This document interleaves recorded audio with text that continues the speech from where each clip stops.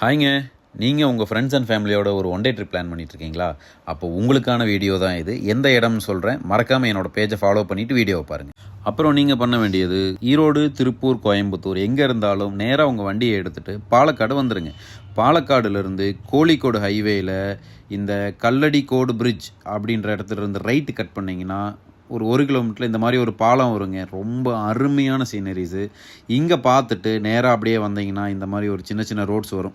இதிலேருந்து நீங்கள் வரும்போது செக் போஸ்ட்டை ரீச் பண்ணிடலாம். செக் போஸ்ட்டில் ஒரு ஆளுக்கு 25 ரூபா சார்ஜ் பண்ணுறாங்க. நீங்கள் அங்கேருந்து டிக்கெட்டை வாங்கிட்டு கேட்டுக்குள்ளே என்ட்ரி ஆகிட்டு இங்கேருந்து நீங்கள் ஒரு 500 மீட்டர் டு 1 கிலோமீட்டர் வந்து நடந்து போகிற மாதிரி இருக்கும். நீங்கள் இங்கேருந்து நடந்து போயிட்டே இருக்கும்போது பார்த்தீங்கன்னா குறுக்க இந்த மாதிரி சின்ன சின்ன ஓடைகள் வரும். இதெல்லாம் வந்து ஃபால்ஸ்லேருந்து வர்றது தான்.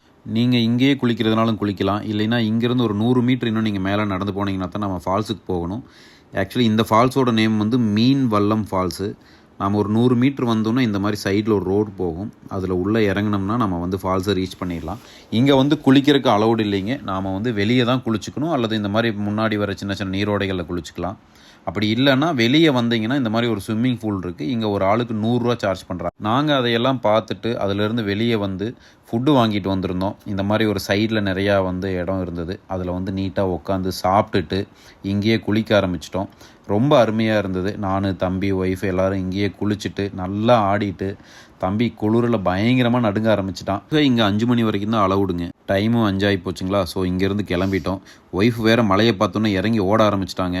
அவங்கள துரத்தி பிடிச்சி காருக்குள்ளே அள்ளி போட்டுட்டு அப்படியே நாங்கள் திருப்பூர் கிளம்பிட்டோங்க. நன்றி நன்றி நன்றி.